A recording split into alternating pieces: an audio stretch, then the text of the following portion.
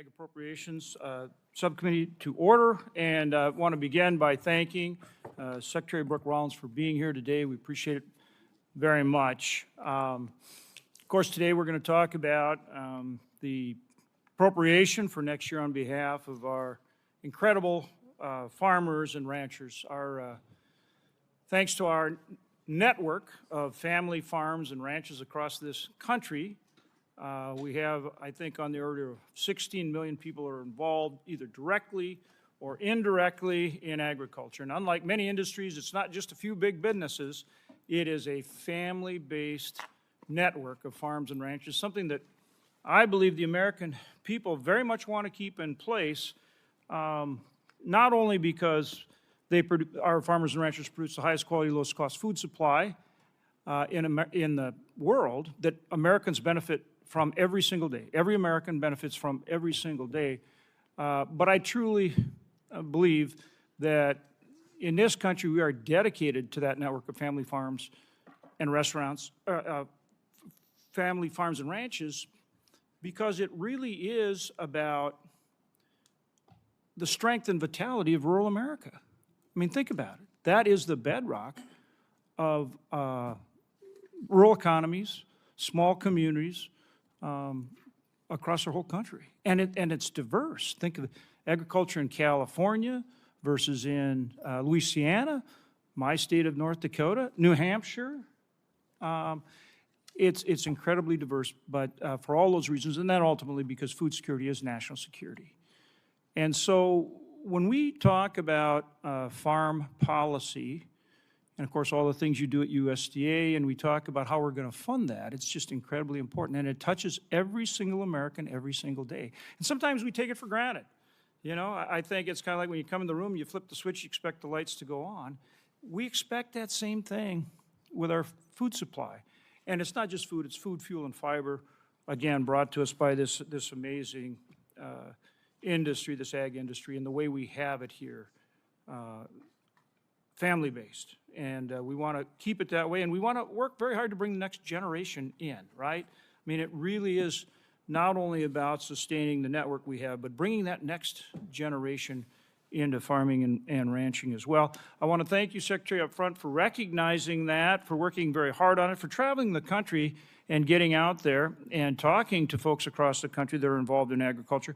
And of course, recognizing that we needed the Farm Bridge assistance, the $12 billion that was provided, working with us, working with the administration, working with President Trump to make sure that that $12 billion was there to get our farmers and ranchers through a really tough time where they have high input costs and low commodity prices. And in the Working Families Tax Cut Act, we did provide enhancements to ARC PLC and to crop insurance, which our producers will see this year. But the marketing year, ag marketing year, doesn't end until October, so that they don't see that enhanced ARC PLC until that October timeframe. So that Farm Bridge assistance is incredibly important, and we've got more to do there. And I know you've said that, Madam Secretary, and we look forward to continuing to do more on that Farm Bridge assistance. One other thing I want to bring up before I turn to Ranking Member Shaheen and we dive into the numbers and the budget is I want to thank you for coming to North Dakota last year and then for supporting and working with us on Precision Ag and really for your incredible initiative on ag technology, ag tech, and developing the proving grounds, including us at Grand Farms and DSU, and with our tremendous ARS office out there, but recognizing, and Undersecretary Scott Hutchins said it very well when he was out in North Dakota not too long ago, and that is how do we help our farmers and ranchers be more profitable? And so when we talk about ag tech and these test sites or proving grounds and that kind of thing, it is about making our farmers and ranchers more profitable so they're around for the long haul, so we keep this network of family farms and ranches, and so we get that next generation in to carry on this great legacy. So again, thank you for being here. And with that, I will turn to Ranking Member Senator Shaheen.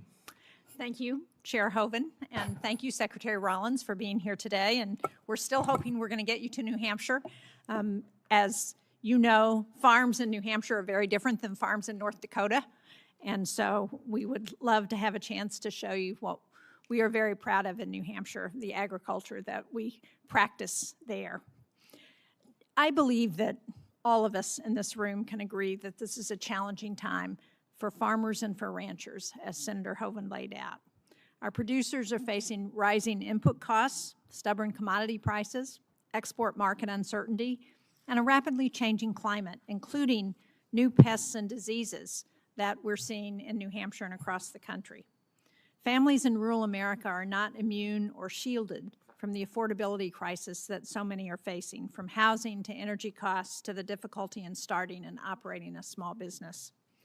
But rather than put the focus on these challenges and working to provide certainty where producers and communities are otherwise subject to so many forces outside their control, I remain concerned by the ways that the administration is instead injecting chaos into the system.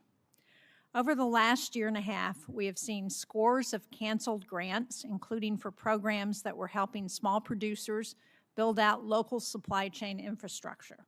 We've seen haphazard tariff regimes, which have driven up food prices. We've seen major changes to key programs like the Section 502 Single-Family Housing Direct Loan Program without notice and comment opportunities that people usually expect. And now we have a war in Iran, which is driving up the cost of fuel and fertilizer. And through all of this, I remain concerned about what I'm hearing from farmers and communities in New Hampshire.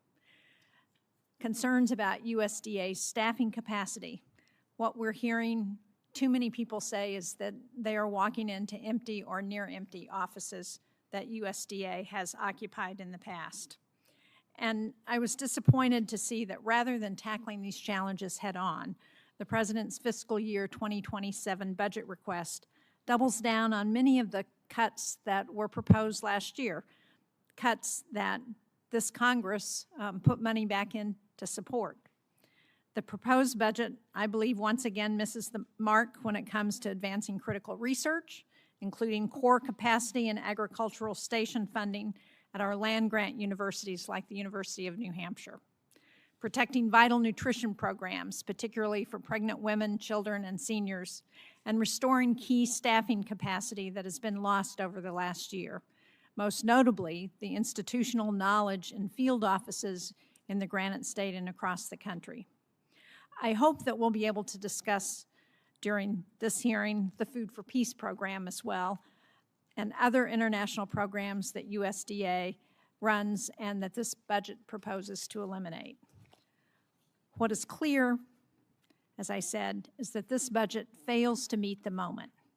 I hope we can once again reject it on a bipartisan basis because there are still plenty of places where we can work together to deliver for our farmers, for our producers, and for rural America. Again, I appreciate you being here, Secretary Rollins, and I look forward to our discussion. Thank you, Chair Hoven. Actually, if I could just add one more thing before I close, because while it's not under the jurisdiction of this subcommittee, it is under USDA, and I want to register my strong opposition and concern about the plans to close facilities at the Bartlett Experimental Forest in New Hampshire, where they have been collecting data for about 100 years. With that closure, that data is going to be lost. Our experimental forests conduct critical research that supports healthy forests and bolsters local economies, and I hope USDA is going to reconsider and reverse course on this plan, because I think it's going to set us back when it comes to forest management. Thank you. Thank you, Senator Shaheen. And with that, Secretary Rollins, we'll turn to you for your opening statement. Well, thank you. And I'll just say first, I look forward to working with you. I've kept a list of all of this, so I really appreciate it. Chairman Hoven, Ranking Member Shaheen, and distinguished members of this subcommittee, first I must apologize for my voice. I'm in the middle of a lot of allergies, and I so apologize, but I didn't want to cancel on y'all, and we'll just suffer through it together. So I apologize at the front end, but I think we'll get to the end of this. Again, I appreciate the opportunity to provide an update on the Department of Agriculture, the challenges that we've inherited, what we've accomplished so far, and where we are heading under President Trump's leadership, and the opportunity to be back in front of so many of you friends and partners in this effort to revive, restore rural America, and certainly at the heart of that our agriculture system, our farmers and ranchers.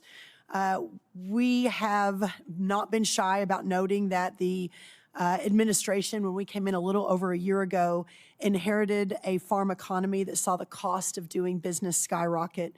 Commodity prices had plummeted from 30-year highs in the last administration.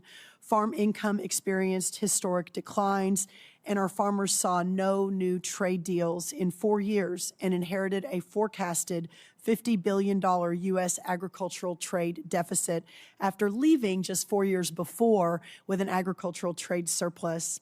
While we've already made substantial progress in reversing this trajectory for American ag, I want to acknowledge that such a seismic reroute cannot happen overnight, which is why it is so important that our work continues, because food security remains a matter of national security. And it's been a pleasure being able to partner with all of you on both sides of the aisle as we have continued this important work this last 14 months. We are providing our farmers with the short-term support that they need through our Farmer Bridge Assistance Program and others. In just the last year alone, we have delivered tens of billions of dollars in targeted direct relief to farmers who are weathering rising input costs, devastating storms, and temporary market disruptions. President Trump and our congressional Republicans delivered unprecedented wins, the largest investment in rural American history under the Working Families Tax Cuts. This included an increase in reference prices for the first time in over a decade. Senator Hoven, I remember our little meeting last spring when we talked about, is there even a possibility to include a lot of this in the One Big Beautiful Bill? And thanks to your leadership and our president's support, you were able to include those reference price increases, improving crop insurance by enhancing coverage and lowering premiums, making the death tax exemption permanent for over 2 million family farms, permanently doubling the small business expensing under Section 179, and authorizing, this is just a few wins, authorizing $50 billion for a new rural health transformation program now run by Dr. Oz. Input costs, of course, remain top of mind for our farmers, and recently USDA has been working literally around the clock to harness the cost of key inputs like fertilizer, certainly what has happened in the last 45 or 50 days. The Trump administration has already taken a whole suite of actions to make fertilizer more affordable and available. We are working across the cabinet to accelerate private investment, to lift permitting slowdowns, to align on transportation challenges, lifting the Jones Act, opening up lines from Venezuela, and much more to be announced very soon. These are meaningful actions in the short term, but we are also working on a long-term strategy, and that has really been the spotlight that has been shined on these input costs recently has allowed a larger conversation than normal about the importance of reshoring our fertilizer industry and certainly our domestic supply chains for our agriculture, including amplifying new technologies and ensuring farmers will continue to have secure, accessible options when any crisis heads our way. I'm confident we will meet this challenge because of how USDA has successfully managed other challenges in the last 14 months. Senator Baldwin, we were just speaking about eggs before the hearing began, and HPAI. One of our very first actions at USDA a year ago was launching a comprehensive $1 billion plan to combat avian flu and bring egg prices down. That plan is working. HPAI cases in commercial poultry and turkey flocks are down 61% over this time last year, and the number of birds affected are down 46%. Now, we still have a lot of work to do, but we are making progress. Of course, the price of eggs has plummeted as well. We have also made substantial progress to protect our livestock producers from the New World screwworm. Just Friday, I was in South Texas to break ground on an historical New World screwworm, new sterile fly production facility in America. For decades now, we've relied on a facility in Panama and some facilities in Mexico, but it was time that we, again, reshore the solution to these challenges for our livestock producers. And so we are doing just that at warp speed. We broke ground, and we expect this new facility to be phase one to be up and running by the end of next year. Again, something that normally would take 3 to 5 years.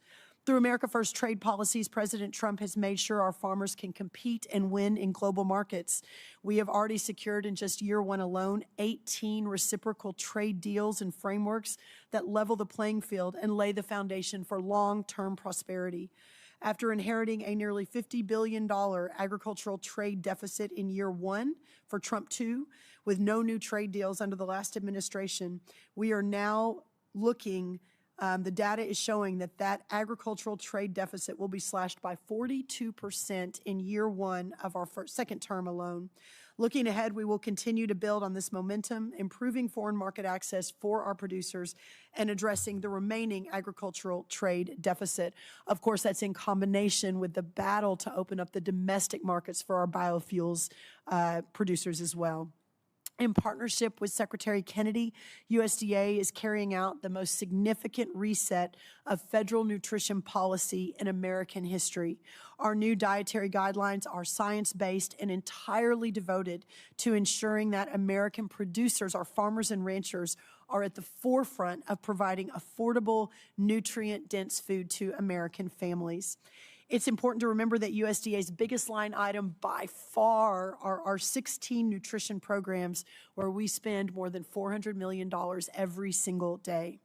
This work and so much more is highlighted through our partnership and ensuring across the federal government that we're doing everything we can to ensure that those who truly need the programs have access to them, but those who are part of a fraudulent effort to take from our taxpayers and to take from those who are most needy. Currently, an effort being led by our Vice President continues to be a priority for us at USDA. From day one, I have said nonstop, and certainly with you, Senator Hoven in North Dakota, that farm security is national security. Last summer, we launched our National Farm Security Action Plan that boldly integrates agriculture into the federal government's national security strategy for the first time ever. Our plan treats the ownership of farmland, it treats animal disease defense, and it treats food supply chains as major national security issues that they are. And we continue to work with our congressional and state partners on these issues. I'll close by saying this. Our farmers, ranchers, and our rural communities not only feed, fuel, and clothe us, they bear and sustain a set of values that make our very way of life possible, and that is required to pass on liberty to future generations. It is an honor to fight for these indispensable patriots every single day alongside President Trump. And as we celebrate our 250 years of freedom, all of us at Abraham Lincoln's People's Department will continue fighting as hard as we possibly can for the men and women who help make our very freedom possible. Thank you, and I look forward to your questions. Thank you, Madam Secretary. And we'll now turn to 5-minute rounds of questioning. You know, something that you emphasize, and I appreciate very much in terms of the vitality and the future of agriculture, value-added agriculture, ag tech, as I mentioned before, precision ag, and then access to markets. All those things, I think, are things that our farmers and ranchers want and that will make them strong now and for years to come. And that market-based approach is really important. Right now, our ranchers are doing better after a long down cycle. They suffered for a long darn time, and people forget how tough they've had it. And as they work to grow their herds, they've actually increased the amount of meat per animal such that we're actually close to record production. I think we hit record production in 2022, but we're still very close to it. And so not only will they grow the herds, but they're producing more meat per animal as well. We need to keep that in mind, and they will respond to the market, and they're doing an incredible job. And it's good to see them, you know, getting back on their feet after one of the longest down cycles I've seen in cow-calf operation. Our farmers, on the other hand, are not. Right. I know you're very focused on it. Again, appreciate the Farm Bridge Assistance Program, the $12 billion we provided through CCC. And again, thanks to your willingness to be innovative, creative, and work with the administration and President Trump, that's how we got it done. And I want to thank you for that.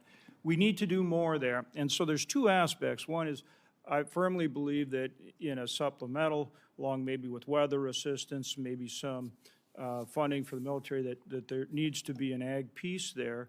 I want your thoughts on that. And then also on the CCC, which has been a vital, vital tool. And as you know, I feel that we need to increase it and update it. And I believe you do too. I'll let you speak for yourself on it.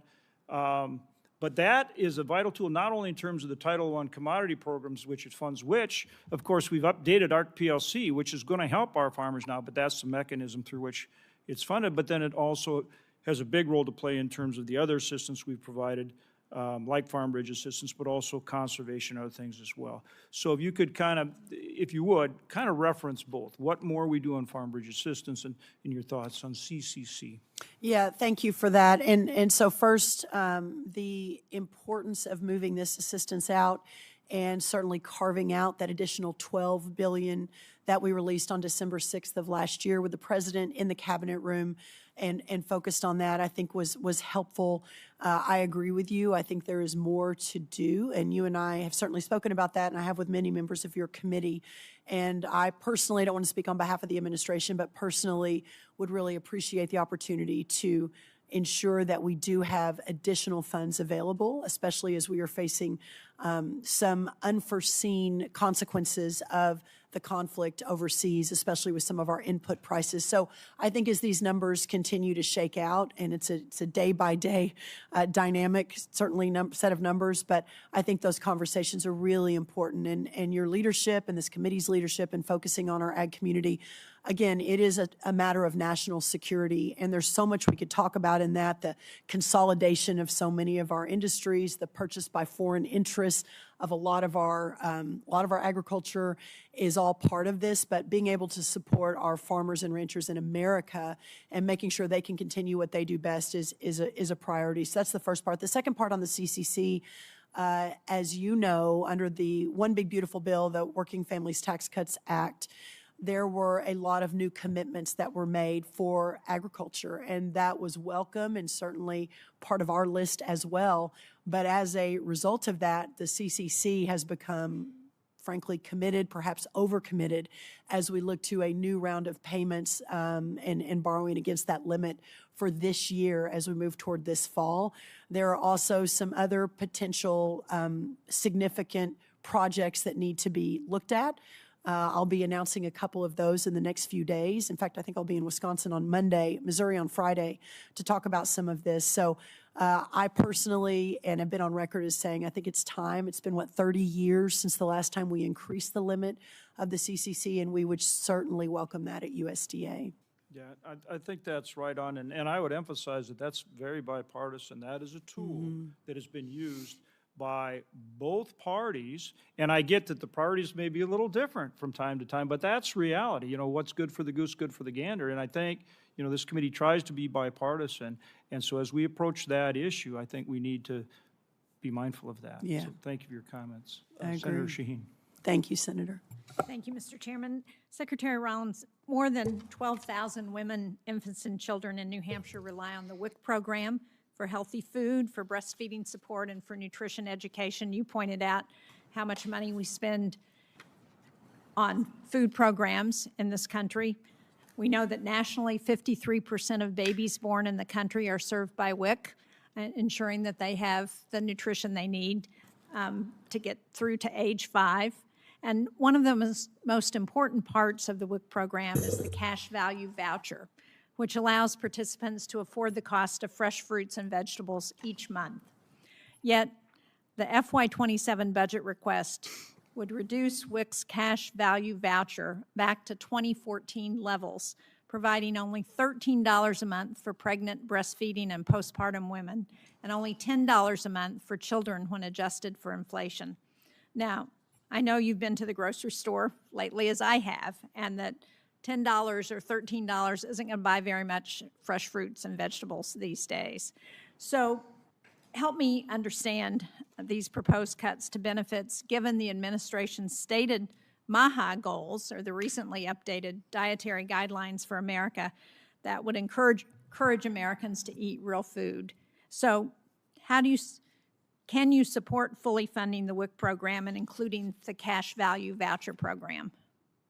Senator, thank you for that question. And what I will say is a lot of the focus and the reason the president was elected in 2023 2023 for, again, 2024, 2025, was Americans sincerely believed that the government and government programs had just grown too large. And I want to answer a question directly on WIC, but I just want to provide the framing for that. And so what we were tasked with as the leads of his agencies was to do everything we could to realign the federal government in putting the taxpayer and the taxpayer dollar to its best and highest use. Having said that, under the Biden administration, the infusion of funding into WIC was a 200% increase under the 4 years of Biden, 200%. I understand, and That's just not sustainable. Out of time, and I don't want to discuss what the Biden administration did. I want to But that's what we're discuss right-sizing. amount of money that is being talked about for the cash value vouchers for fruits and vegetables. So which we're I believe returning is it? too low. Well, and I think certainly we could have longer conversations on that, and that's a reasonable position to have. We are taking it back to pre-COVID levels, adjusted. 14 is earlier than pre-COVID levels. Pre-COVID, the rate's $9 for children, $11 for moms, adjusted for inflation. And again, all of these programs are also available through the food stamp program, through the SNAP program, et cetera. But as we know, under the big beautiful bill, the food programs have been reduced as well. So the SNAP program has been reduced. The number of people who qualify have been reduced. And yet what I hear in New Hampshire when I go home, and New Hampshire is a relatively high income state, we're a small state, and yet what I hear is that we have more and more need for food assistance because people are still food insecure. Keeping on food, I want to go to the foreign assistance programs because I was disappointed to see that the FY27 budget request eliminated the Food for Peace program. It eliminated McGovern-Dole Food for Education program. Now, I have appreciated very much Senator Hoeven and I have worked with Undersecretary Lindbergh on the Food for Peace program. He was very responsive. I'm glad that the FY25 awards have finally been signed, and we understand that food will begin to move through the pipelines again soon, 4 months into this new calendar year and way into the fiscal year. But can you assure us that regardless of where the administration stands on the future of Food for Peace, that if this committee continues to provide funding for it in FY27, as I think we will, do you commit to continuing the program and fulfilling all of the statutory requirements of Food for Peace, including those outlined in the interagency agreement? Yes, clearly, if it is funded, anything that is funded from this committee and this Congress, we will absolutely step up and do the very best we can to ensure that we're meeting every metric that has been given to us. And I think we've proven that with the Food for Peace program, and Undersecretary Lindbergh has been a real leader on that, I believe, as it's moved over to USDA. Well, as you know, given the other constraint that farmers are struggling under, to eliminate this market for them would also be a significant hit. Thank you, Mr. Chairman. Thank you, Senator. Thank you, Senator Shaheen. Now, Senator Moran, you're next, but I'm wondering, would you be willing to defer to Senator Collins? It's a tough question.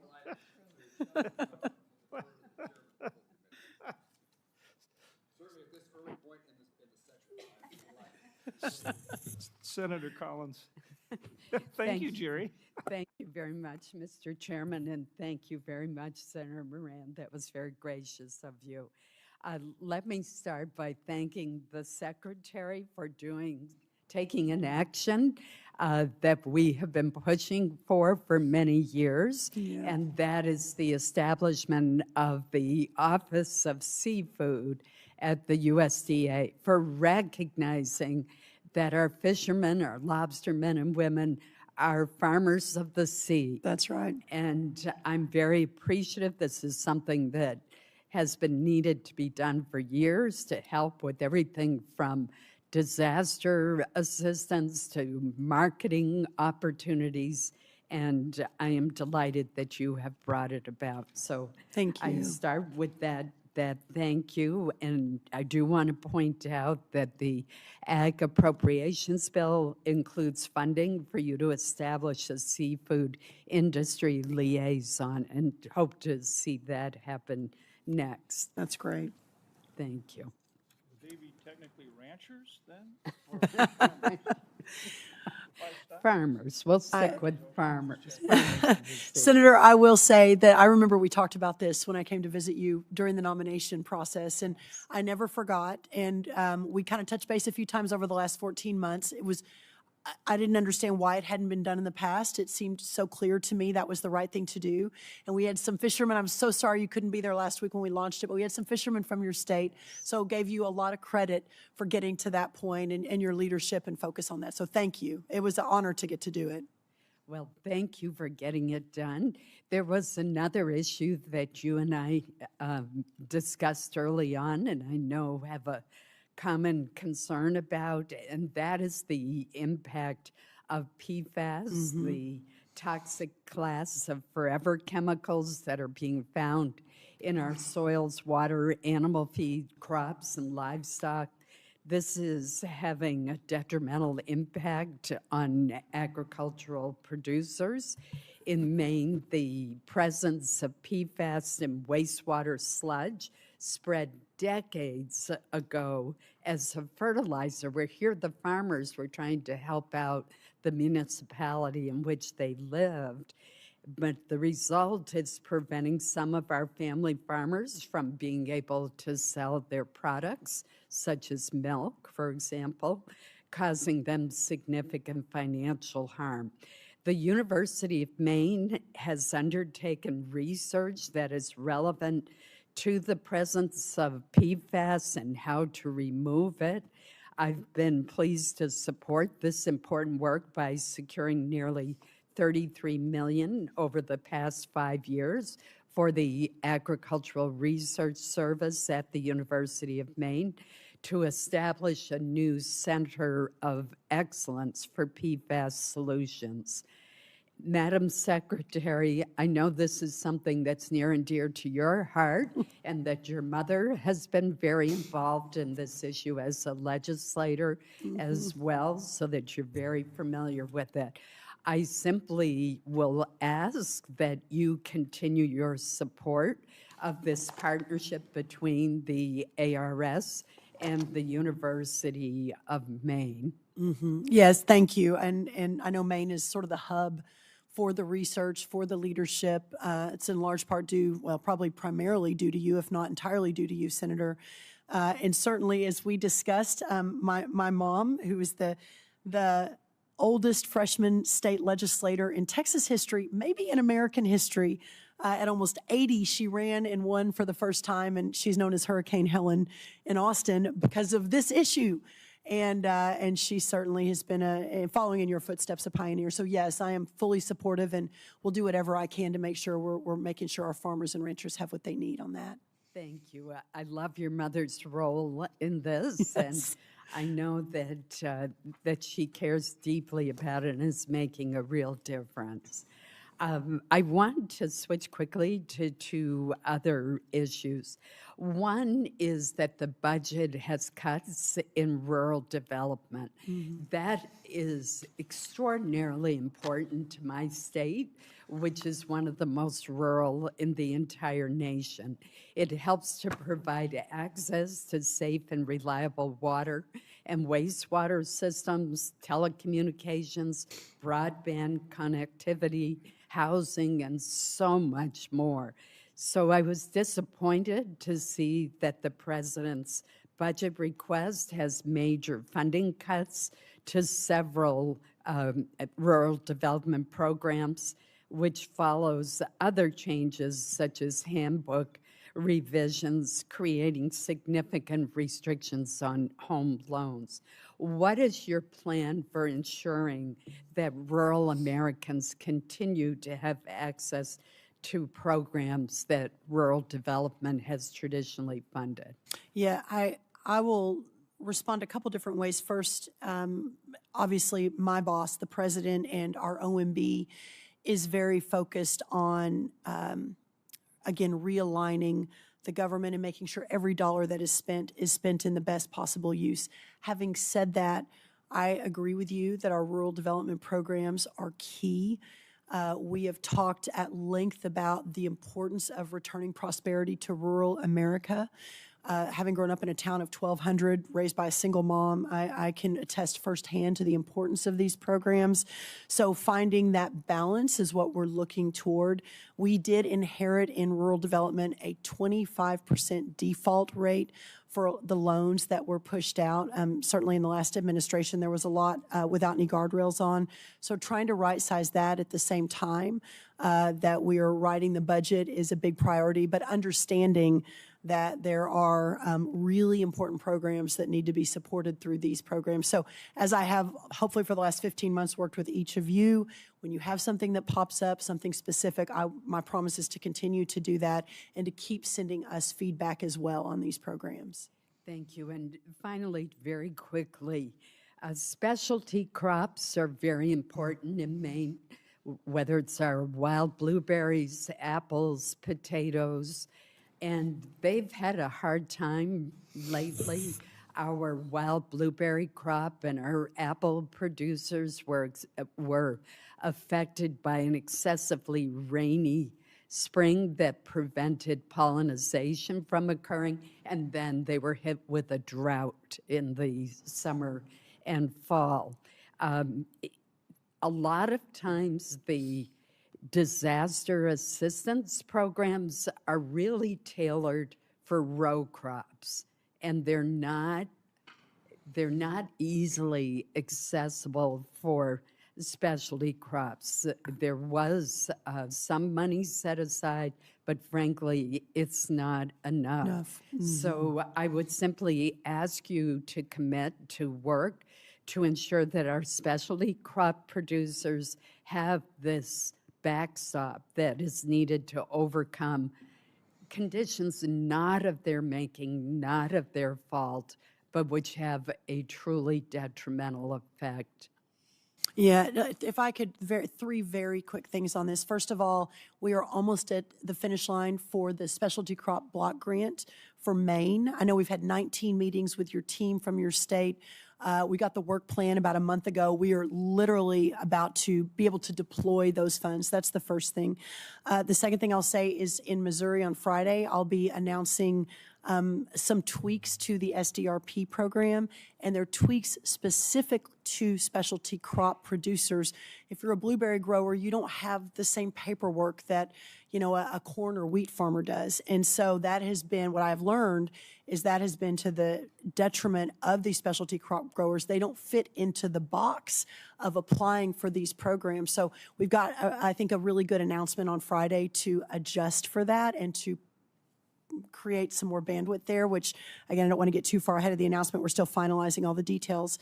And then the third thing on the $1 billion that we did carve out from the Farmer Bridge Assistance in December of last year, we announced, and we are moving through the specialty crop deployment of that funding right now. We got word, we closed the portal to start figuring out how to deploy the money, and then I got a call from Senator Slotkin, actually, from Michigan, another big specialty crop state, and she said, Brooke, my guys didn't even know how to apply. This is such a new day for them. So we reopened the portal for another 30 days and deployed more resources to help the specialty croppers be able to apply for these programs. So again, I realize we have a long way to go, but I do think we're making some progress. Great. Thank you. Thank you, Senator. Thank you, Madam Chair. I knew you would. Such a gentleman. He knew you'd want to do that, Senator Moran. Yes. Senator Merkley. Thank you very much, Secretary Rollins. And for decades, we have successfully partnered in Oregon with USDA's Agricultural Research Service.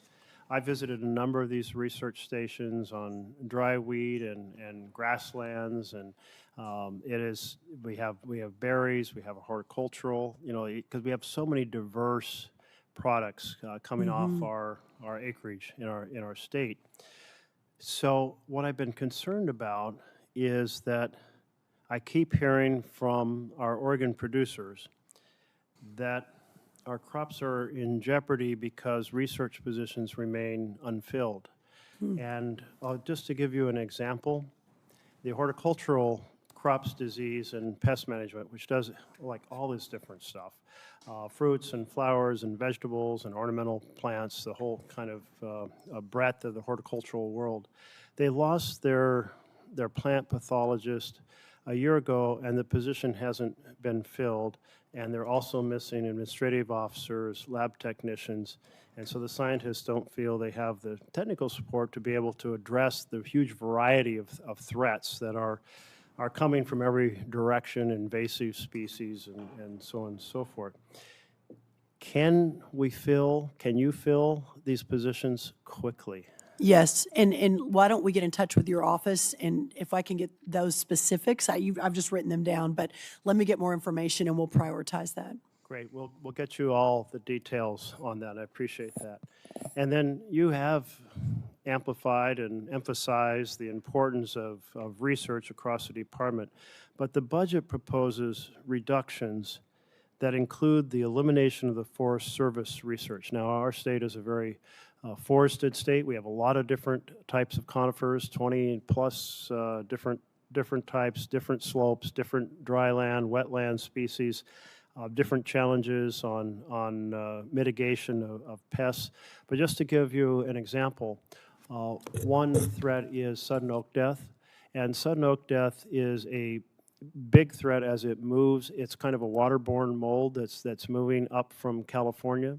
We've been trying to control it, but there's a variation of it that is a threat to the Douglas fir.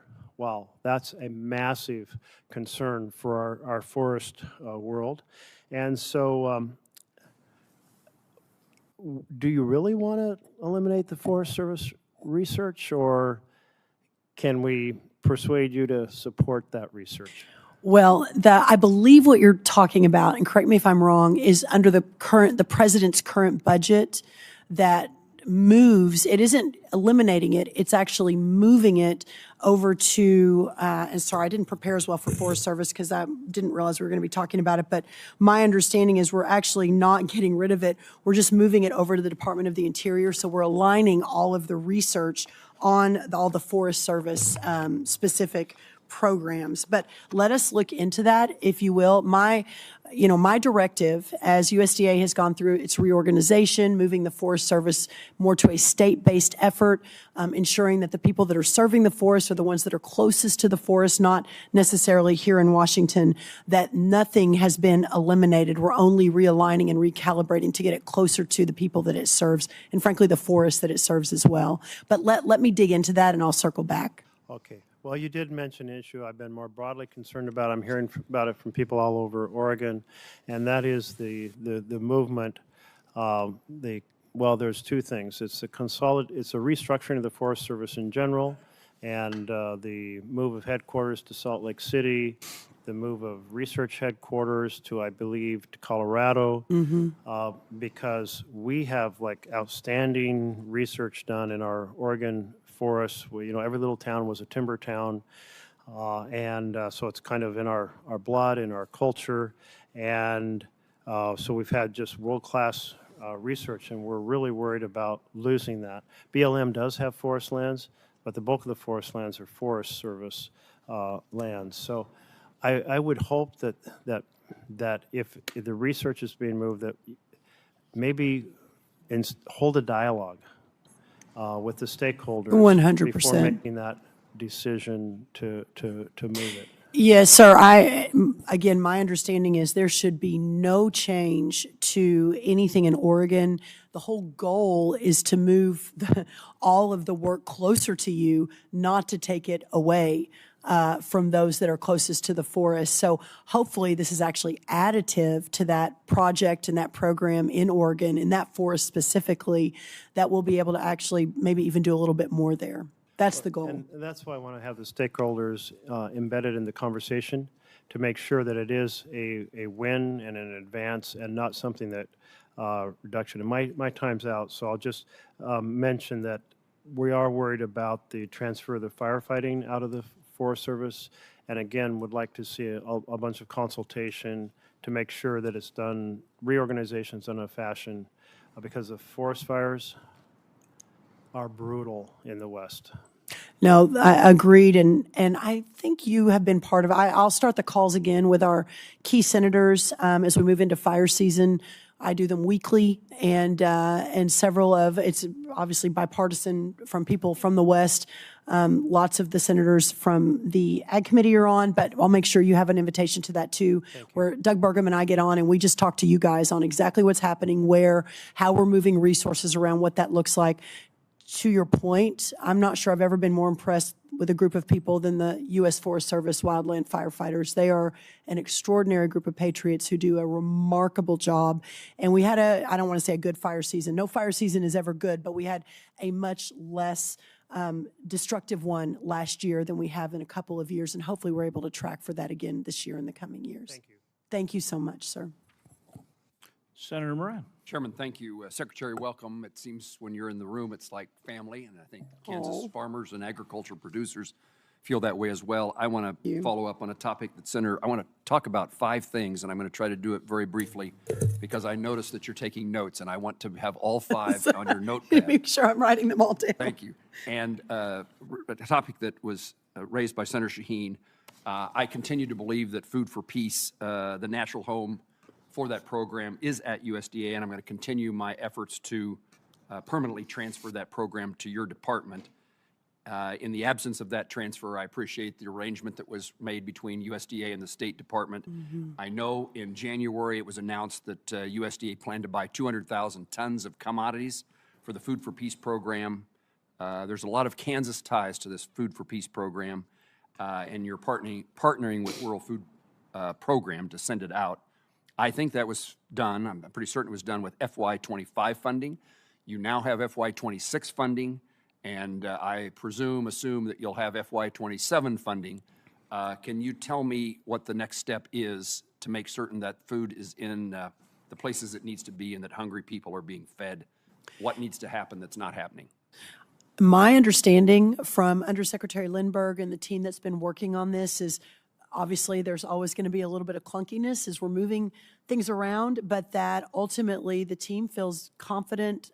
They're happy to accept the program. We have a really good group of people working on it, a lot fewer numbers than we're working on it before, but seemingly it is working. If you were hearing different, please let me know and we'll work to solve for that. I appreciate that, and I'd have a shout out for Secretary Lindbergh for his leadership in this project. He's been great. Glad to see this take place.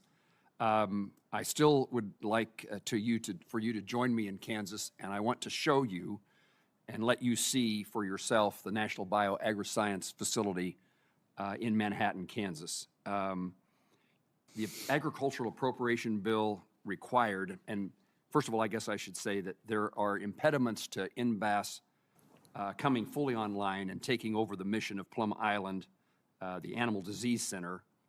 But you spoke to this last year and indicated that USDA was working hard to accomplish this. Secretary Baden has been with me in Kansas, and I appreciate you supporting that visit.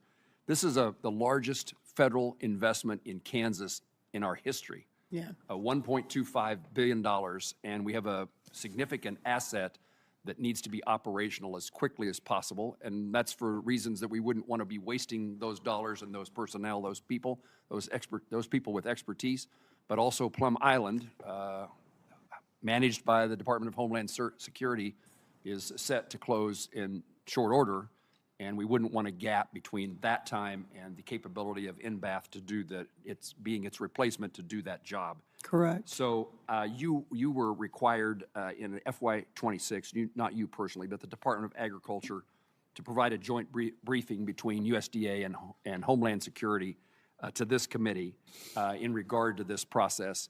That hasn't happened, and I would guess it's because of the shutdown at the Department of Homeland Security. But I would highlight for you that in the absence of that, I'd love to have a conversation, you and I personally, about about NBAF, and I'll restate my invitation for you to see, but I'd like to be able to personally impress upon you the value of this asset.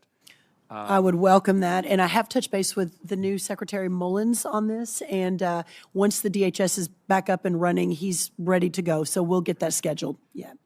Fertilizer production and fertilizer prices. As you know, the American Farm Bureau indicated that 70% of farmers are unable to afford fertilizer that they need this season. On Tuesday, you stated that more details would be forthcoming on USDA's work in the fertilizer space. Anything you want to share today? I don't want to get ahead of any finalization. What I will say is we've had daily calls with the White House, with EPA, with DHS, with Commerce, with Treasury, the very top of these organizations, for an all-of-government approach on fertilizer. Obviously, the short-term issues are acute and really require significant effort as we work to bring those prices down for the short term.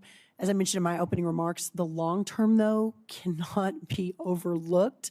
The fact that we have offshored so much of our fertilizer over the last decade or so is astounding to me. It is a national security effort issue, and we're relying on Russia and China for our fertilizer.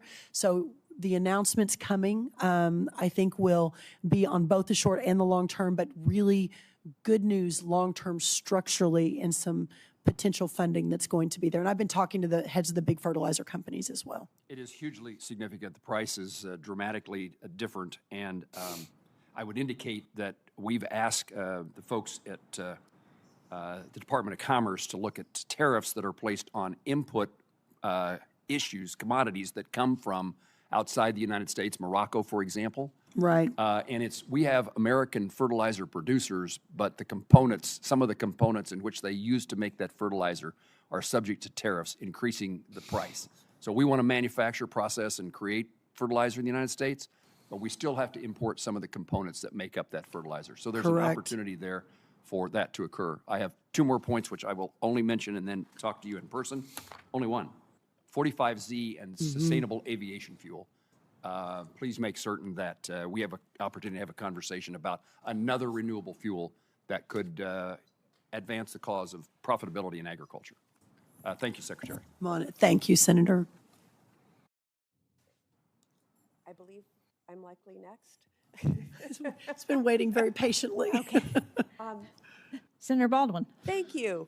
I always love it when there's overlap in our questions, and I want to say that Senator Moran, both his last point but also the longer question before was exactly where I wanted to start. I'm not going to have you repeat what you were saying to him. I'm listening with interest about announcements that might be forthcoming, so feel free to answer it for the record later. But I just want to reiterate that I, too, am hearing from my farmers and our agricultural industry about their struggles with the Trump administration's tariff policies and trade wars, input costs from fertilizer to farm machinery and fuel. But rising fertilizer costs are top of mind right now. And I hear from farmers back home routinely about this. The war in Iran is driving up the cost of fertilizer and fuel, and farmers are heading into the spring planting season facing significant financial strain. So as I said before, I want some assurances that the administration is taking this very seriously.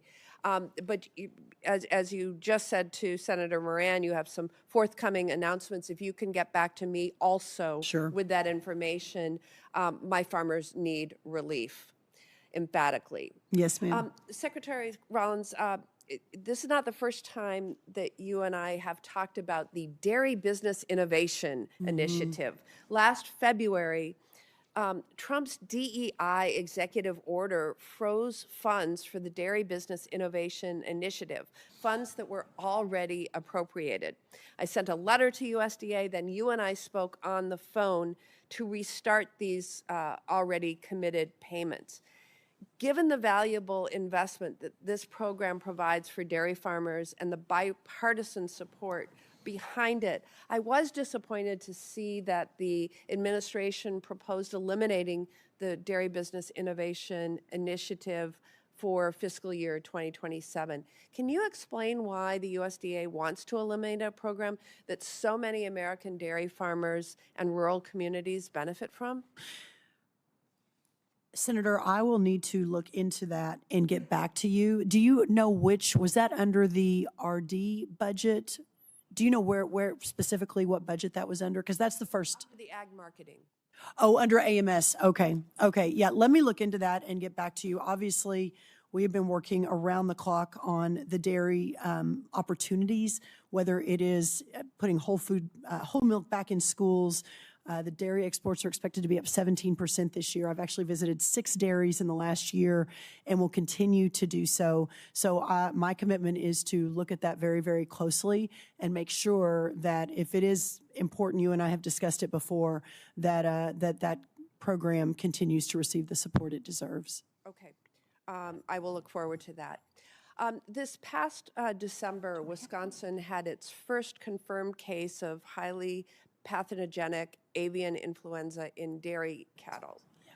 This spring, Wisconsin lost over 4.3 million hens, and 2 farms had to lay off 87 employees between the two.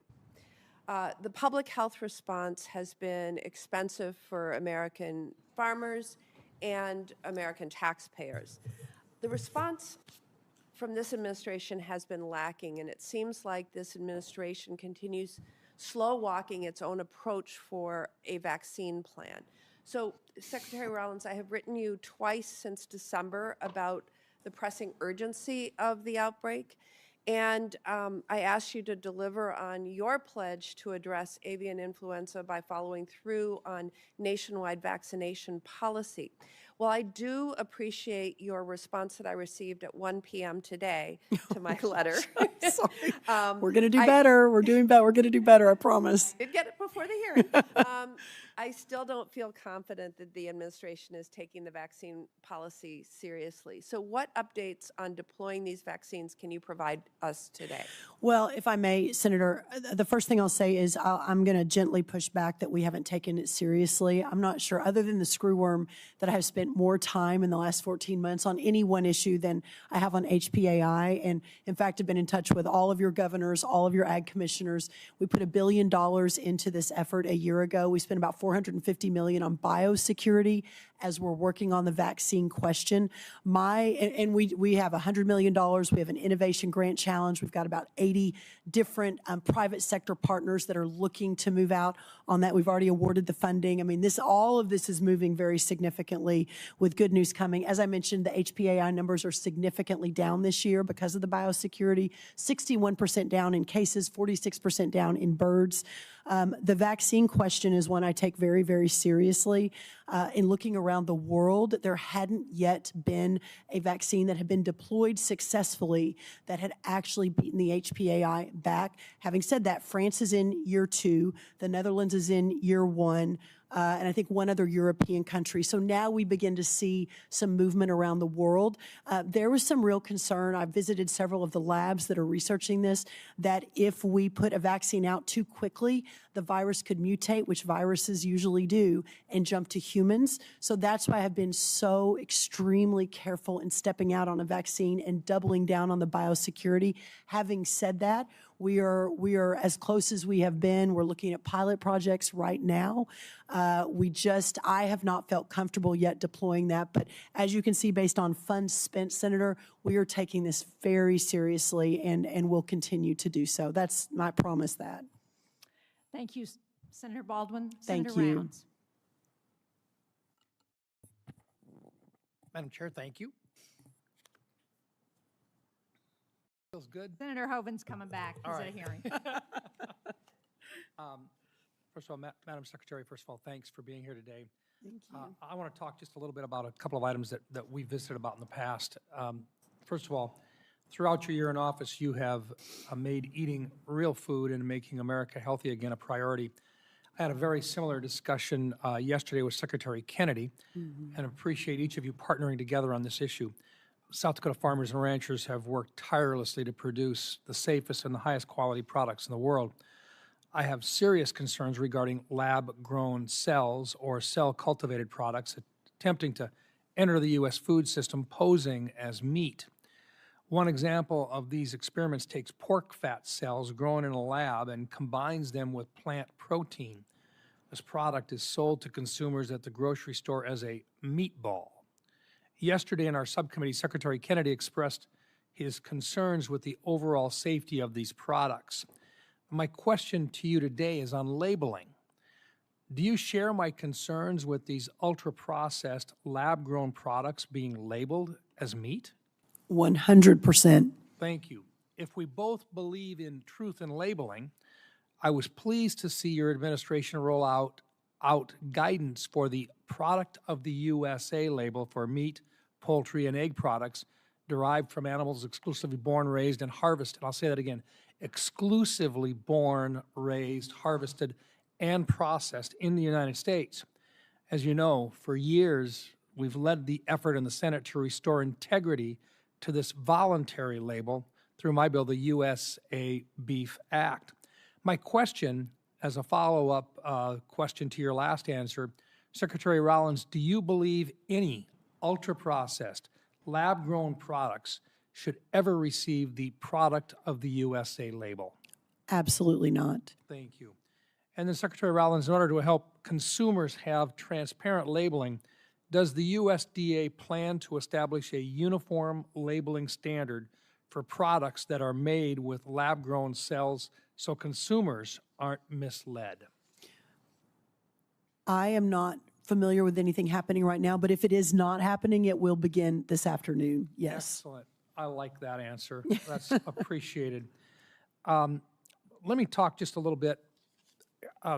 In South Dakota, we had a very unfortunate instance where the Maud family, a family farming operation, had a real serious discussion over about 20-some acres of land where there was a dispute on boundary layers.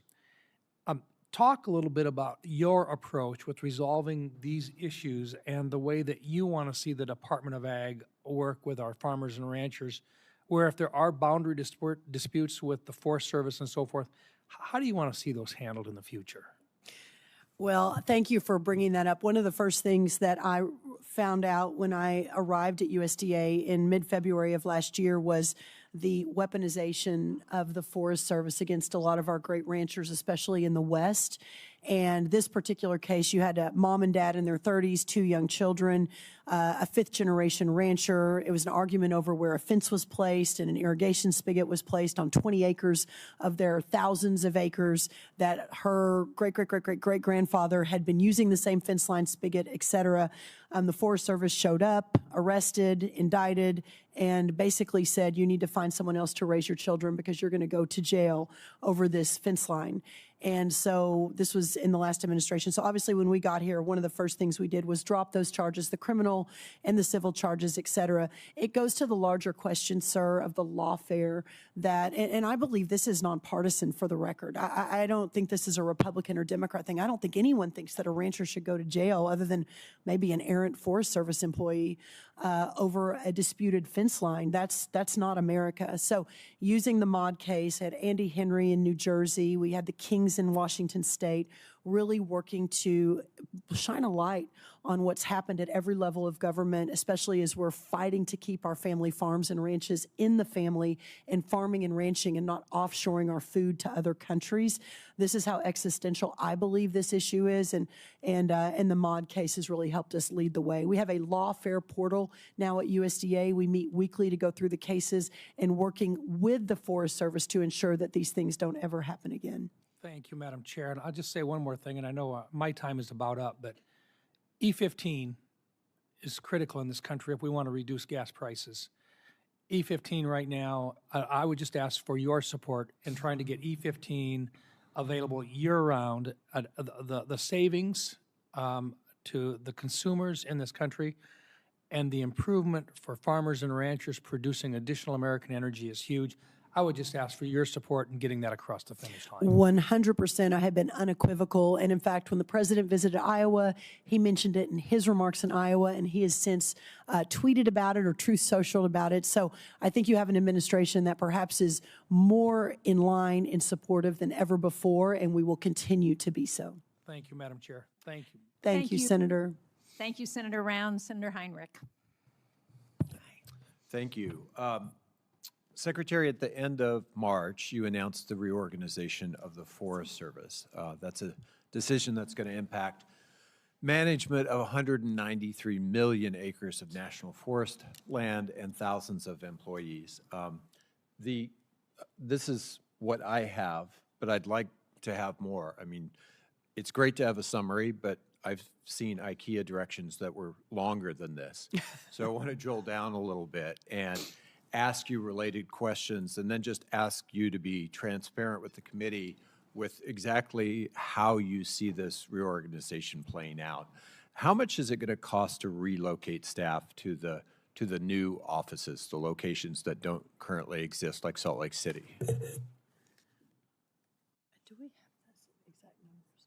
We're still working on those numbers, Senator, but we'll make sure and get those to you. Ultimately, it's a massive cost savings, but that initial cost, I don't have those numbers, but we'll run those and make sure and get those to you. I'd love to see that initial cost. And one of the things I'm concerned about is I don't want to see cost savings because we don't have people in place to be able to manage our forest lands. And when we moved the Bureau of Land Management to Colorado, we saw 87% of the folks decide not to do that. And that was not a reflection on Colorado. It's a great place to live, but people have lives, they have families, their spouses have jobs. They oftentimes don't have the flexibility to just pick up and move, especially if they're fairly advanced in their career. How have you looked at the potential loss in management capability for those folks who are not going to want to move from a regional office or from the headquarters to Salt Lake City? So, Senator, it'll be interesting if I'm still in this role in a year from now. I think we'll have the data to show our initial conversations, our initial meetings. We've been extremely intentional about talking to our teams, what this potentially looks like. And for the most part, most of the career staff at USDA is extraordinary, and I've been blown away. But for the most part, most are really excited for the opportunity to leave, no offense against Washington, D.C., but to leave an extremely expensive area where a lot of our guys are having to live an hour away, 90 minutes away, and instead the opportunity to be closer to their work, to be closer, they can have a bigger home and a better school, and there's just so much opportunity out in America. There's no reduction in force here at all. It is just a move. We're doing it very carefully this summer so that people that would have kids in school, we're not ripping them out in the middle of school. We're working really hard to solve for those issues. But again, I understand your concern and would really welcome the opportunity to keep talking about it with your state. Clearly, you're very in the middle of all of it, and we've got some really good locations in Albuquerque and other places. And again, I would welcome the opportunity to keep the dialogue open as it's happening. No, I appreciate that. How are you going to comply with the reprogramming requirements that are in the current Interior Approach bill? I'm sorry? The reprogramming requirements, because I assume you're going to have to reprogram funds to be able to effectuate this reorganization. Oh, the reprogramming of the funds, that we've already, Deputy Secretary Vaden has been working on this nonstop with our team, a lot of them sitting in here today. And the work in partnership with the OMB has been going on, our Office of Management budget, for the last year. And my understanding is the reprogramming is underway. It's gone very smoothly and will continue to do so. Again, finding the new office space, the new research facilities, aligning with land-grant institutions is all a really positive way to move all of this out, and has been very productive. I raise that because there is a requirement for both notification and approval of the House and Senate committees on appropriations. So that's a piece that needs to happen if you're going to make Okay, we'll follow up with you on that. Thank you, sir. Of this scale.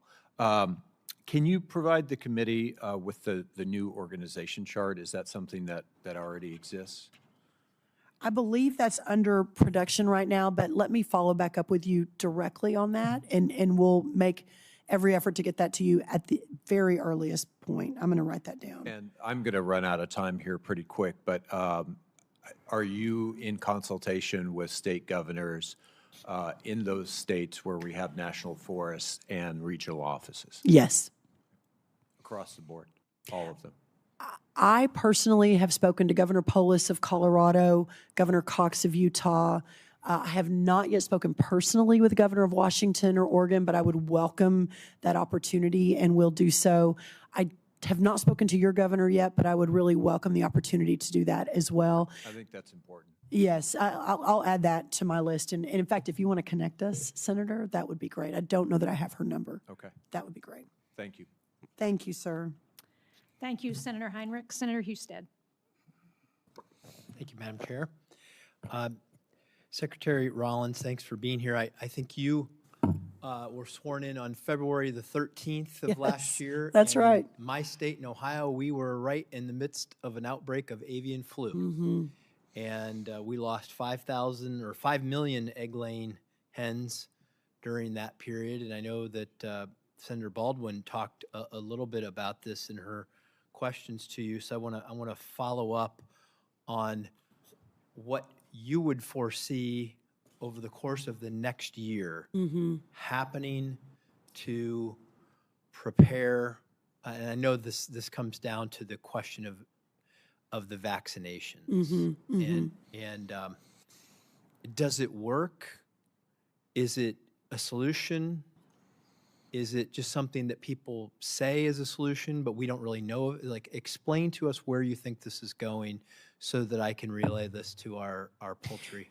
Yeah, and the couple times I have been in your state with your governor, we have visited some of these egg farmers, and it is devastating. I mean, I'm sitting around a round table with 5th and 6th generation, rough and tough farmers, and they're tears. Like, Brooke, we don't know what to do. Like, it is so devastating to have to depopulate tens of thousands, millions of birds, and we believe the answer is a vaccine. And I respond with, and to you as well, that could be the answer and very well may be the answer.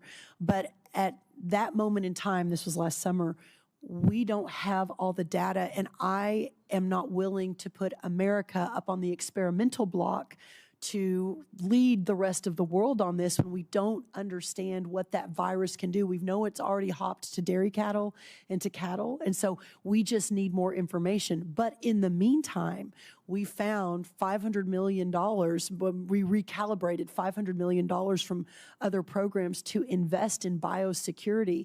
And Senator, that has made a difference. As I mentioned, we're 60% down this year in cases, 46% down in depop. And that's great.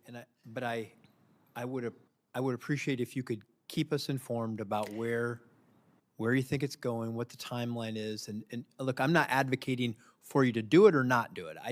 I think we're just trying to figure out. That's right. And that's so fair. And the $100 million we've spent on innovation, I think 80% of that is going into the research behind a vaccine and potential pilot projects that we'll be rolling out. I want to switch to swine. The U.S. Swine Health Improvement Plan continues to improve health and marketability for U.S. swine. I've talked to some of our hog farmers, pork producers earlier this week, but they said that this program still lacks an approved federal advisory committee under the Federal Advisory Committee Act. And can you let us know where that approval stands and how we might work to make it come forward, because they've asked. Yes, no, and certainly animal disease we've actually spent a lot of time on animal disease today, is a top priority, and certainly our pork producers are facing some significant challenges from the animal disease. My understanding is we're looking at that very, very closely.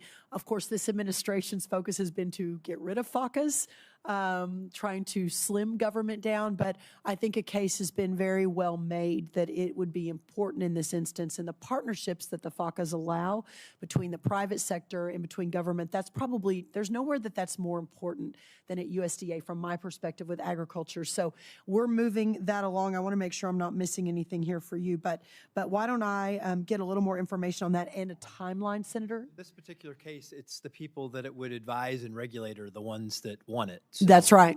That's exactly right.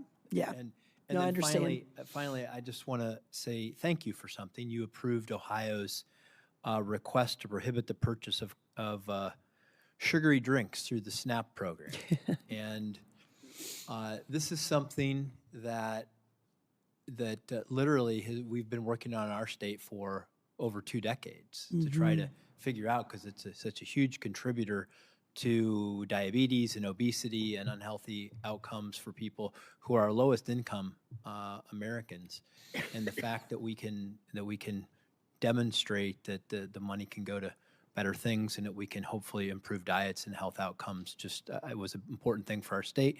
We asked for it and appreciate the approval of it. No, thank you. Ohio is one of 22 states so far that has applied and been approved, and we're really proud of that. I think that the front end of it is important, but the health outcomes that it will result in is going to be a game changer for our lower income communities. Great, thank you. Thank you, Senator. Thank you, Senator Houston. Senator Peters. Thank you. Secretary Rollins, it's Hi, really good good to see you afternoon. here today. You hope too. all is well. And just have a few questions for you. First off, in my home state of Michigan, I think you're well aware of our agricultural sector, and we are the second largest contributor, or agriculture is the second largest contributor to our state's economy, and our specialty crop industries are a big part of that equation. In fact, most people don't realize, in terms of the diversity of agriculture, we're the most diverse in the country, next to California, which is incredible testament to specialty crops. That's why I've long fought for strong funding for the APHIS Specialty Crop Pest Program, and why I'm pleased to see that when you were in Michigan just last week, Yes. to announce the availability of over $275 million in FY26 grant funding for the specialty crop industry. That announced funding is in part coming through the Specialty Crop Block Grant Program. And while I certainly support the funding, I've also recently fielded some questions about future implementation of this program. Specifically, Secretary, I've heard a good deal of concern regarding USDA's announcement that starting in fiscal year 27, the agency will require a 25% cost share for all program sub-awards. The Specialty Crop Block Grant Program was created to address basically a structural gap in federal fund policy, namely that specialty crop growers basically receive little or no direct support compared to the traditional crop programs. So my worry is that this new cost share is basically going to box out some of our smaller specialty crop industries who won't have the resources to hit that match. And basically, by having that large increase in the match, you're, in my mind, defeating the original intent of the program, which is to help these smaller specialty crop folks. So I'd love to know more details about this cost share and how USDA came to this particular decision, including which stakeholders the agency consulted with in making the decision. I hope that is something you can provide either now or to my team in a follow-up. But I think we need to make sure this program works for our smaller specialty crop industry. So I'd love to work with you on rethinking this if necessary, so that we are able to meet the original intent of the program. Yeah, Senator, let me dig into that a little bit more, and then why don't we get on the phone about that? Listen, the specialty crops, the time I spent in Michigan, the time I've spent in other states where that's such an important piece, those are our smaller farmers. And those are, you know, the men and women and the multi-generational apple farmers and blueberry farmers and others that we are fighting every day to keep in business and to support, and they have struggled and struggled. So let me dig into that a little bit more and see if there is an alternative solution to that we can come up with. But I agree with you. That's really important. I appreciate that. I'll look forward to the follow-up with you and your team. You made the specialty crop funding announcement that I mentioned earlier at Michigan State University, a really good choice, I may say, for you to go there. It was great. So I trust while you were there at that very great school, you saw firsthand the critical role that land-grant universities play in supporting ag producers and the rural economy generally. And while I'm very supportive of the funding for the Specialty Crops Research Initiative announced during your trip, I will say, disappointed that the President's budget request proposes to eliminate critical support for the Hatch Formula research funding that directly supports faculty salaries and research center operations where this research is actually conducted. Additionally, the budget request proposes to slash in half the funding for cooperative extension. Which, as I know, you know cooperative extensions very well, this basically, they take applied research and actually translate it into the real world to make sure that they're addressing agricultural development needs, and those farmers can get the best of the best of research in order to enhance their productivity and their bottom line. So my question for you is, why are these longstanding research resources that do so much for our farmers and for our rural communities actually being targeted for cuts in the budget request?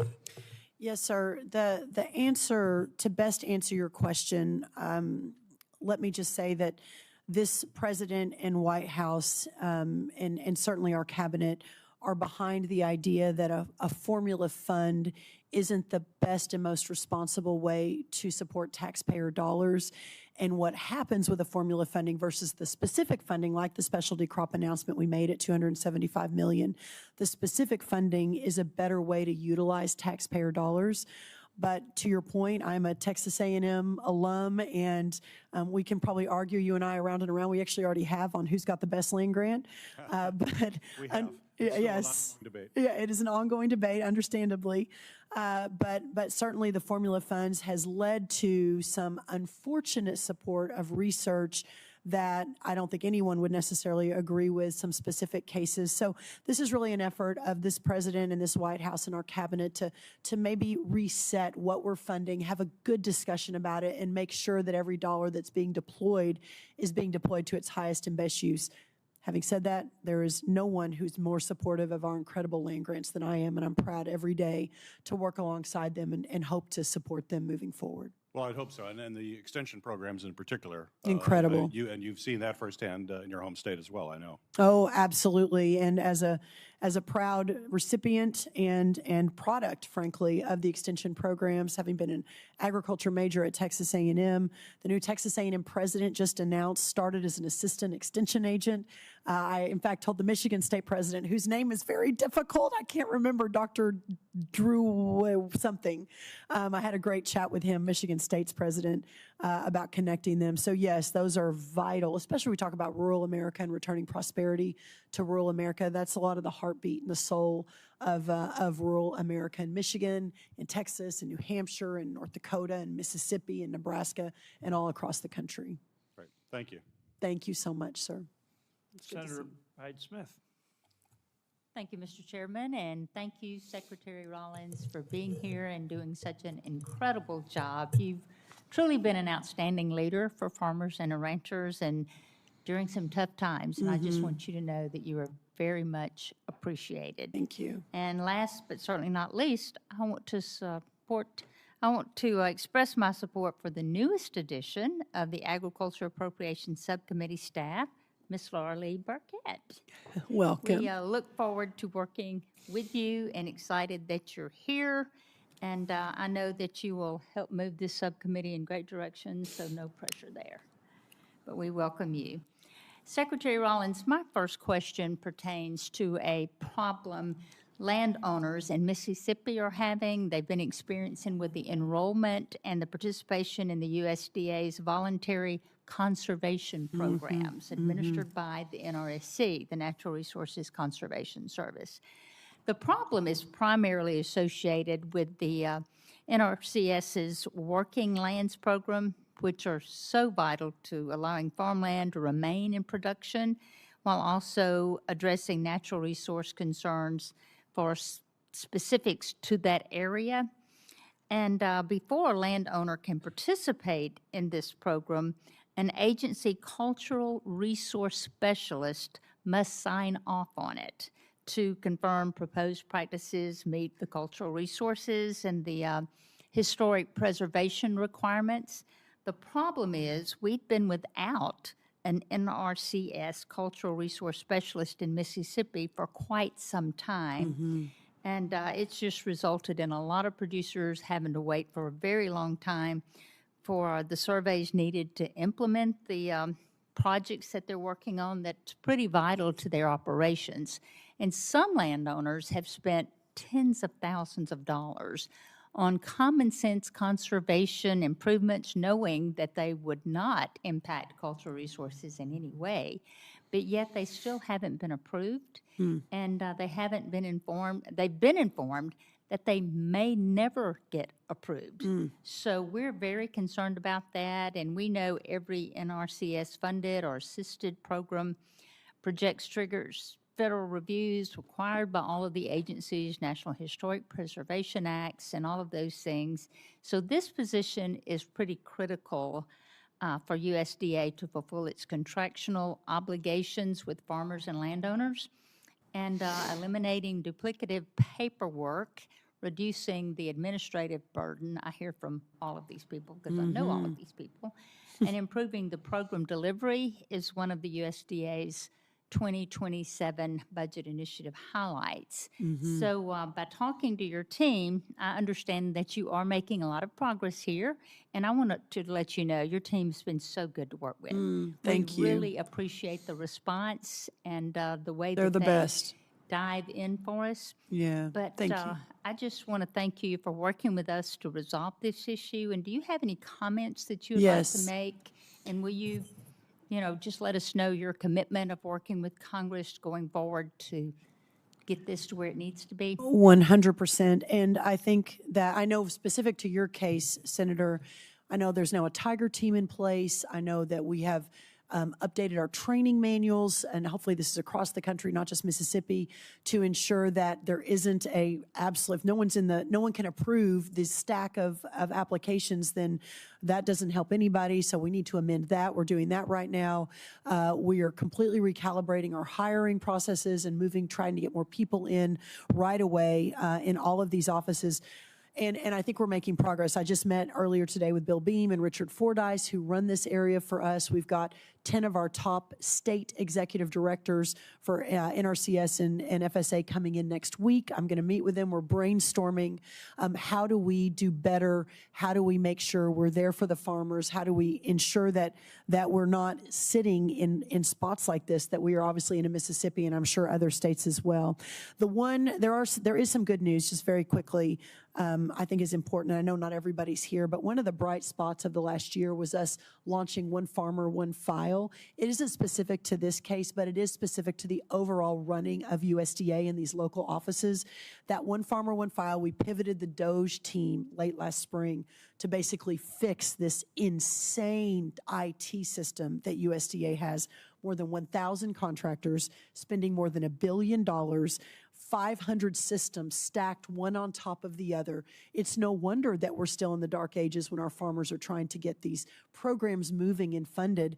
And so we launched One Farmer, One File in January. And just as an example, in 4 days, when we moved out the farmer bridge payment, we had 52,000 applications in 4 days.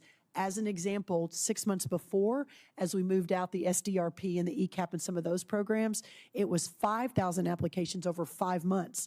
So 52,000 applications over 4 days versus 5,000 over 4 months. So my hope is that by moving into this current technology phase, never taking away the face-to-face, especially for the older generation of farmers, but as the newer generation comes up, we're going to be able to solve a lot of this with technology. But I hear you, and I keep telling everyone, send me these stories of you guys not getting done what you need to get done, and we will solve for it.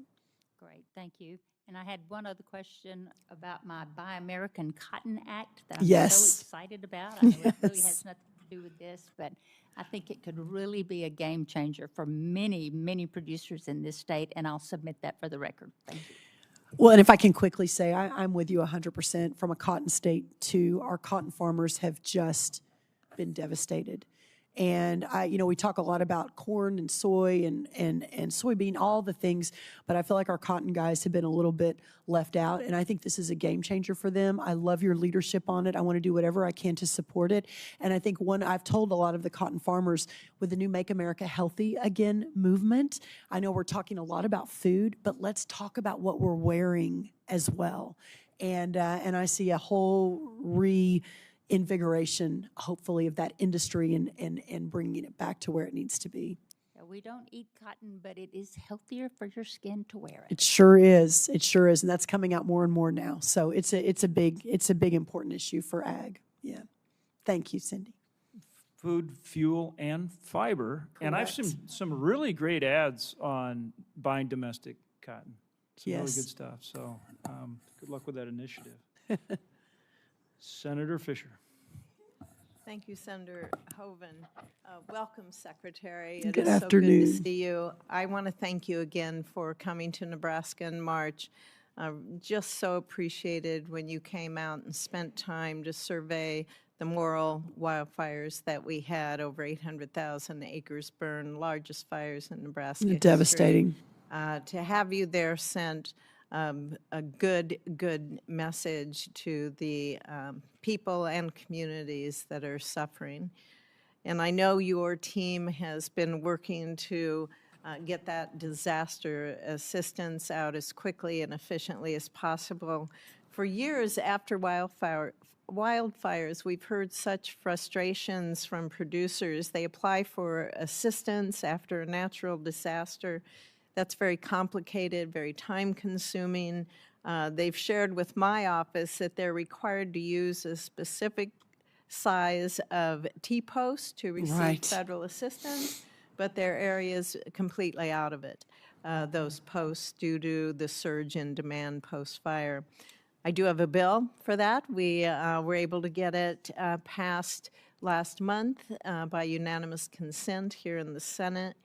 As we are looking at so many of these programs, Madam Secretary, can you discuss how the programs and the FSA processes can be improved so we can get that assistance out the door more quickly, and are there ways that Congress can be more helpful in that?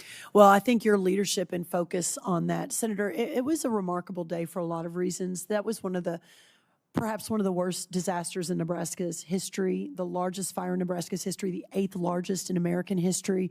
Because it was in more rural America, it didn't get the focus and the amplification that it needed. But my goodness, the devastation to our ranchers and farmers that were in that part of Nebraska is real. And talking about losing generations of cattle farms because they're not going to be able to graze because the land has been burned at least for 18 months or so. But also the pioneering spirit and the love of farming and ranching and of God and of country and of state was so inspiring to me. And in fact, yesterday, to your point, to get to your question, I've stayed in touch with all the farmers that I met. I gave them my direct email. I said, email me if you have any issues getting the funding, as these programs are moved through on disaster relief. So yesterday, I can't remember his name, but I got an email from a farmer that also digs water wells. And he said the funding's coming through to At the round table. Yes.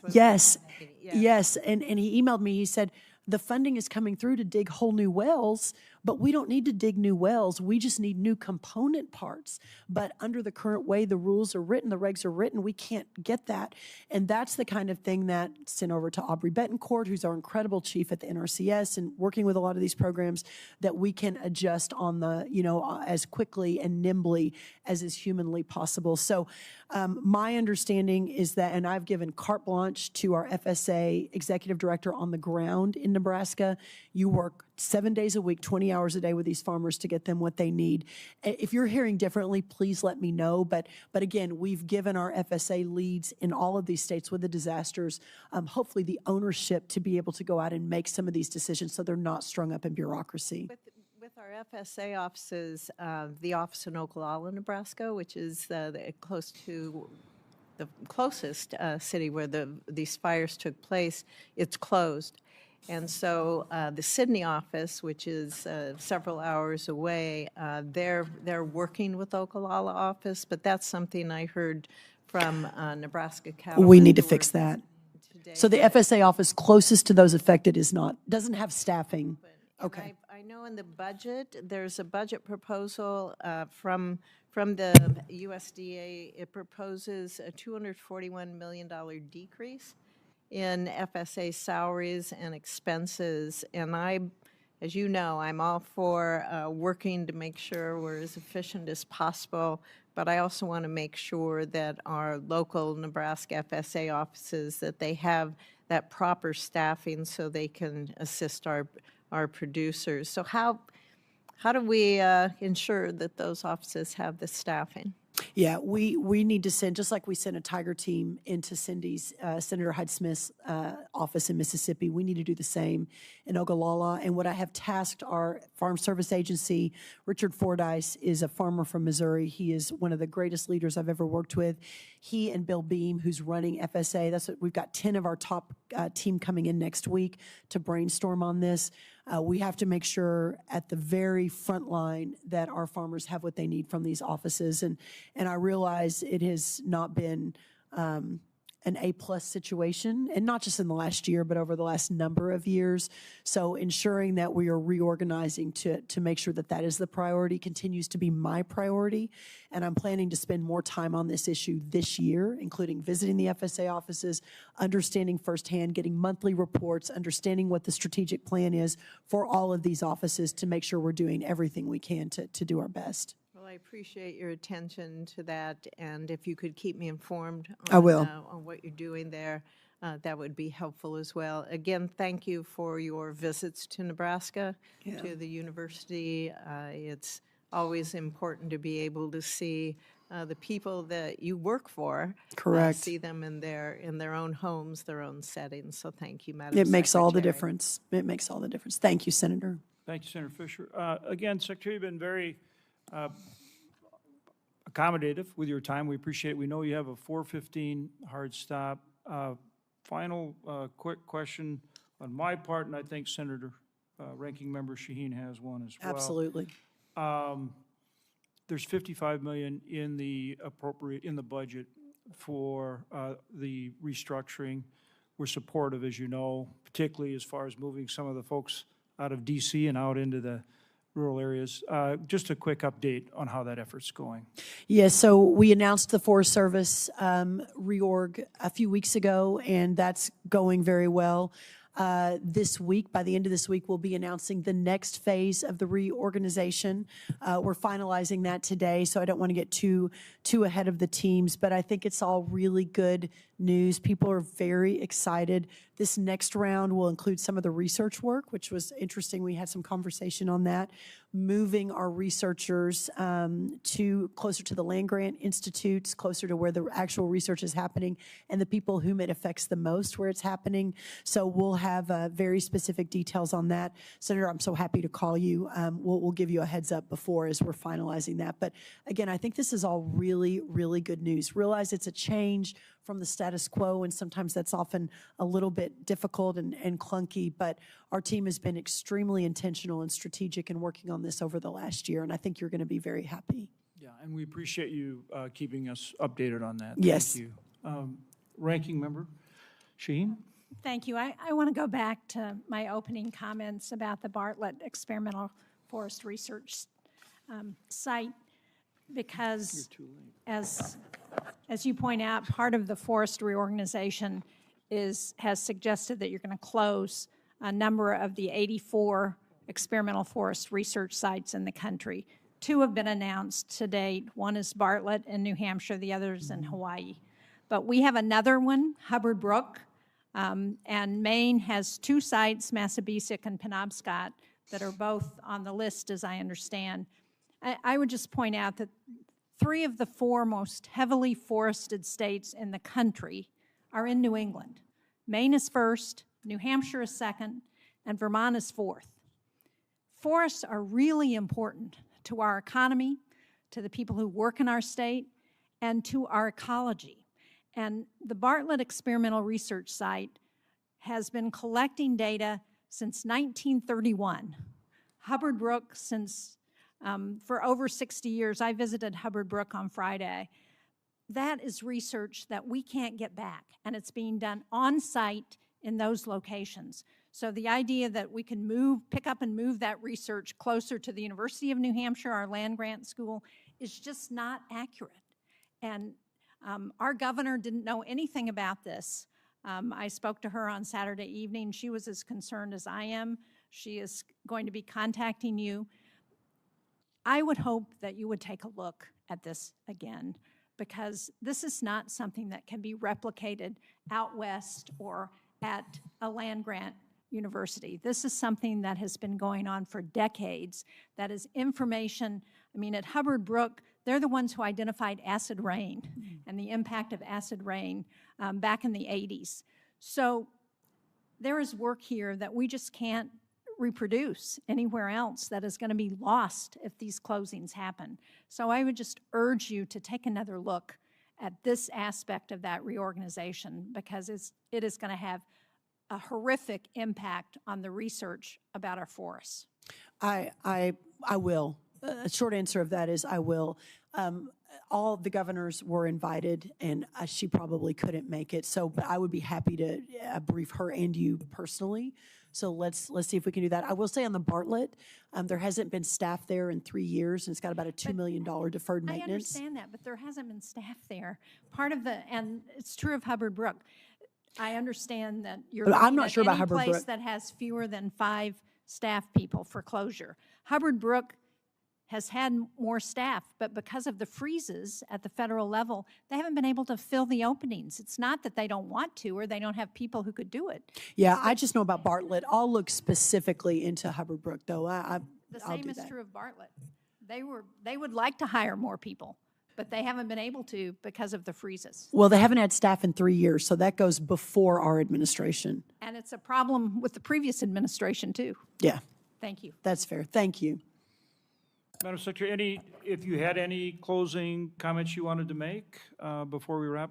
You know, I just appreciate the collegial, respectful dialogue. I think that this is what Americans want. We were not going to agree on everything, and we're going to have disagreements, but I'm grateful. I think this is the way that our founders envisioned that we discuss disagreements and work together where we can. So I'm grateful to you, Senator, for Mr. Chairman, for setting that model in here, and you too, Senator Shaheen. Thank you, and really the whole committee. It's an honor to be here and explain what we're doing, and I'll continue to work one-on-one with everyone on all of these issues. We appreciate that, and thank you for being here. Any questions need to be submitted by Wednesday, April 29th for the record, and we would ask for your response within 30 days. And again, thanks for being here. We're adjourned. Great. Thank you, everybody. Thanks so much.